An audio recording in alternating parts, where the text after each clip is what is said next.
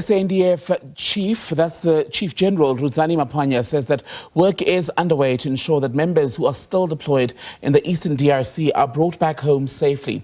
Maphwanya delivered a key message at the Easter service held at Thaba Tshwane in Pretoria today. The military used the gathering to reaffirm what it says is its commitment to supporting peace efforts on the continent and beyond. Let's get you more then on this. Bring in SABC News reporter Khayelihle Khumalo. Kaya with me now here in studio, pardon me. Kaya, good to see you. I think let's start first with the status of the SANDF troops currently in the DRC, because there have been some suggestions reporting of a flare-up possibly in fighting around the Goma area. Well, obviously, Thembekile, you will always have these skirmishes, but what we know so far is that SAMI-DRC, or the Southern African Mission in the DRC, has not taken part in any of the fighting.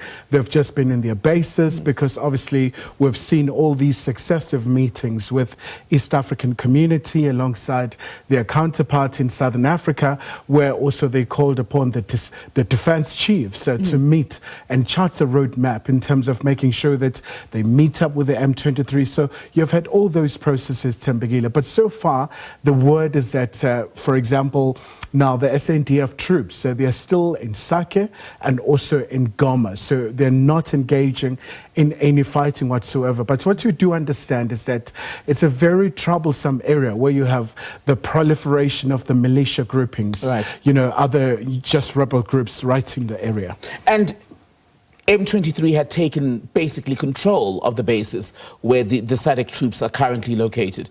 Do we know how they are being treated? Because at some point, the SANDF had to address claims that they would possibly run out of food, water and other essentials. So they say the United Nations has been such a very key partner in terms of making sure that their troops are well taken care of. But obviously they do say that there are challenges on the ground, because it's a very precarious environment where also you do have the sporadic incidents. But the word we got from the SANDF, for example, today is that from time to time now, you know, with the environment largely really just easing up a little. So what you have is that now they're able to contract their own services where they're making sure that the troops are well taken care of. But I suppose what is a very big question is when and how. So that's a very big question. And on that, then, Kai, when the SADC heads of state met, they did say that, yes, they've agreed to withdraw troops from the Eastern DRC. It would be a phased withdrawal.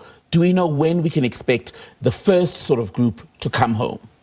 That's $1 million question, Thembekile, especially because one of the preconditions was that they need to rehabilitate the Goma airport so that you can have at least a flight moving around, or another option will be that they drive all the way, just heading towards Rwanda. So they're still really having this facilitation team that is assessing what is a very viable option. But obviously one of the very key preconditions is around the unconditional ceasefire, but also the cessation of hostilities, so that you can have a safe passage in terms of all these troops, because it's going to be quite a very, very delicate process where they have to carry the equipment as well, because that is also part of the agreement that they had with M23. Because they cannot leave it behind and let the group take it over.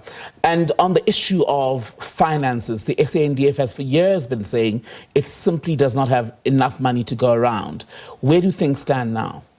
Well, obviously, it's a very tough fiscal space in South Africa. So many sectors have been affected, from health to defense itself. But when we spoke to General Maphwanya, he indicated that now there is an indication that, for example, in terms of South Africa's GDP, in terms of expenditure, they're looking at spending at least about 1.5%. So that's still quite low in comparison to other countries, for example, where they have about 2% in terms of the GDP, in terms of their expenditure. But it's quite critical for them to modernize their artillery, the armaments that they have. But also, given the magnitude of the tasks that they have, for example, from the peacekeeping missions to the domestic responsibilities here in South Africa, where also they must work with the likes of BMA in terms of monitoring the borders in the country. And lastly, there's somewhat of a controversy, or something that might possibly morph into a controversy, around Good Friday. Khayelihle or SANDF, the defense union, suggesting this morning in a statement that members of the SANDF were being forced to participate in religious activity. What is actually going on? So when we spoke to the SANDF, they said it was a voluntary service. So whoever wanted to go, they had an opportunity to go and be part of this. This is an annual event that they do, but also they do respect the diversity of the religions in South Africa. And obviously, no one will be penalized in this particular instance. So they do say that, they do welcome all the groupings, all the denominations, all the, just the beliefs and faiths in South Africa, given, of course, that South Africa is a secular state. Right. Yeah.